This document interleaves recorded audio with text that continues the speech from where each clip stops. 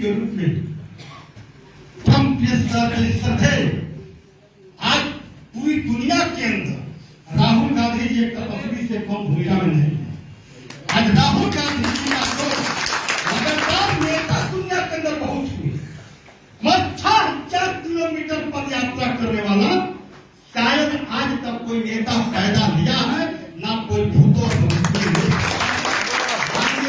गांधी जी जो इस जंगल को बचाने की लड़ाई को लड़ रहे हैं, उसी तरीका से आज हम लोग जो है एक गौरैया का रूप धारण करके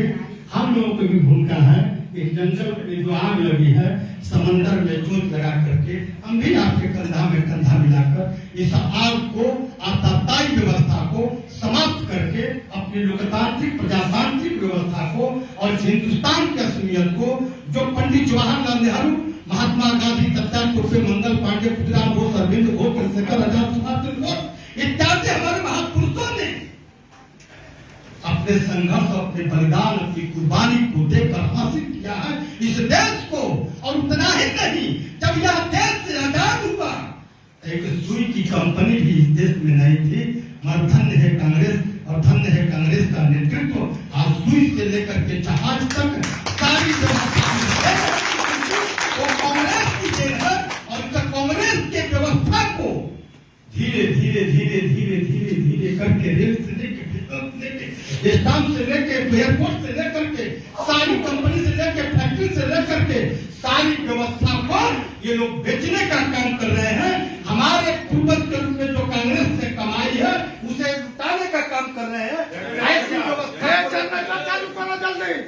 व्यवस्था को कोई बात नहीं, ऐसी व्यवस्था को लेकर के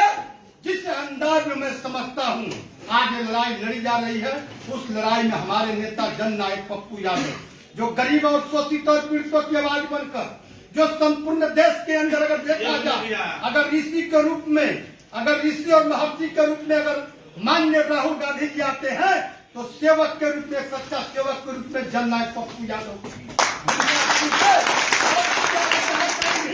कोरोना हो कि बाढ़ हो, चाहे कोई भी व्यवस्था किसी को काटा भी करती है और जहां कहीं से भी आवाज आती है, तो पप्पू यादव ने कभी किसी का जाति नहीं पूछा, कभी कोई धर्म नहीं पूछा। जहां से आवाज आई वहां पर पप्पू यादव पैदल जा करके उस जो गिर रहा यासू था, उस यासू को पोछने का काम करते हैं। कभी जाति और धर्म का बात नहीं करते। शायद यही कारण है कि आप न्यूज देखे होंगे, विनोद भैया,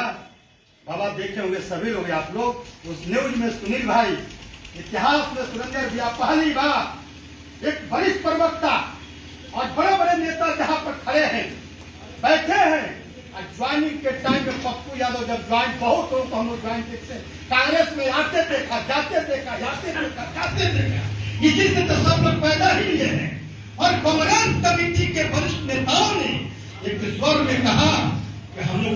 उस इतिहास के क्षण में, उस इतिहास की गवाह बन रहे हैं जिस इतिहास में आज कांग्रेस में एक नायक के रूप में पप्पू यादव जैसा व्यक्ति हम बात नहीं है कि हमें जो है उस इतिहास के कड़ी में अपने जो आप इतिहास बनाने जा रहे हैं, उस कड़ी में मेरे नेता का भी नाम